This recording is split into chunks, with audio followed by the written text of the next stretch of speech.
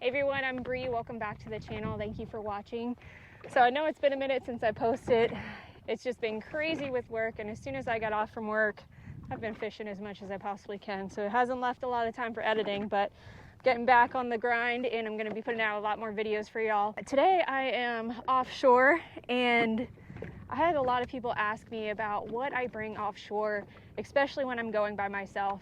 So before I left the dock today, I filmed what I usually put in my Sea-Doo. So one of the biggest things that I keep in my storage, which is kind of annoying, but it's the safest thing to do, especially when you're going out by yourself, I keep an emergency inflatable raft. Coast Guard approved, a vessel, it can fit up to 4 people.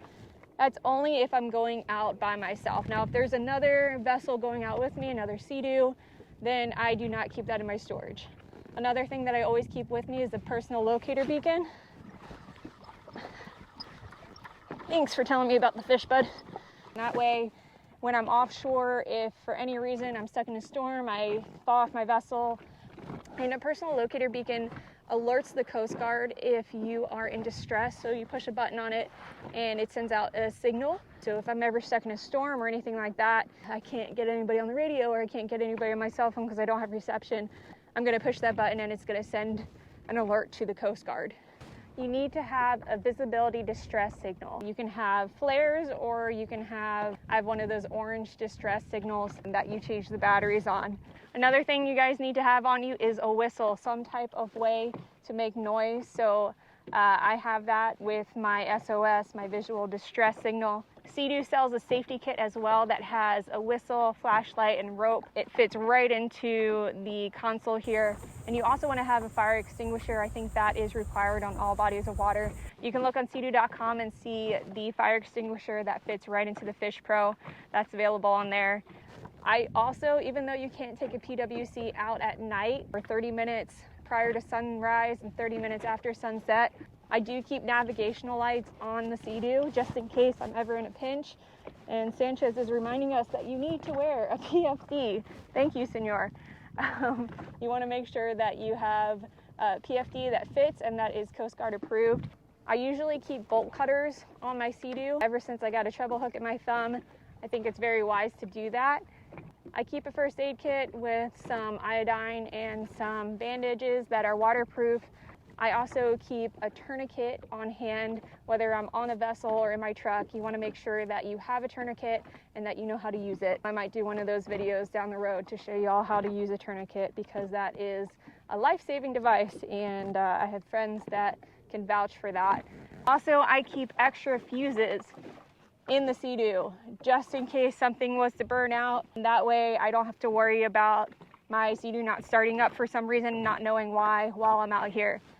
My VHF radio is from Icon, and it can strap onto your PFD. I have the one where it has the mic up top too, so that if I'm out with multiple vessels, I can easily have access to it and we can all talk to each other. Now, why am I not wearing these things all the time? Just practically, it's hard to fish with multiple attachments on, especially when I'm jigging.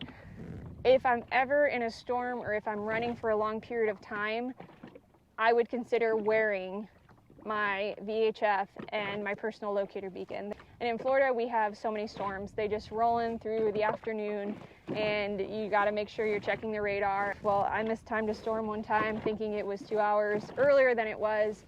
And man, I got stuck. There's hail, there was wind, there was rain. It was one of the craziest rides of my life. 3 boats sank that day. So thankfully I got behind a center console and was able to ride right pretty close to them. But I definitely had my personal locator beacon strapped to me. I had my VHF strapped to me and my phone on me, all of that, just in case I was to roll or fall off my vessel for whatever reason. Thankfully on a Sea-Doo, it is significantly hard to roll one of these, and they handle chop really well.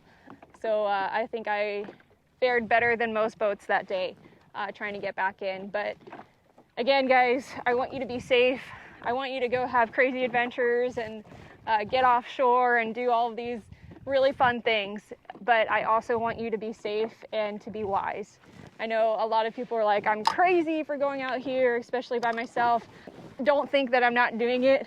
without having my appropriate safety gear and some. One thing I can't stress enough, guys, is to read and learn the wind patterns, the tides of your local bodies of water, especially if you're going offshore.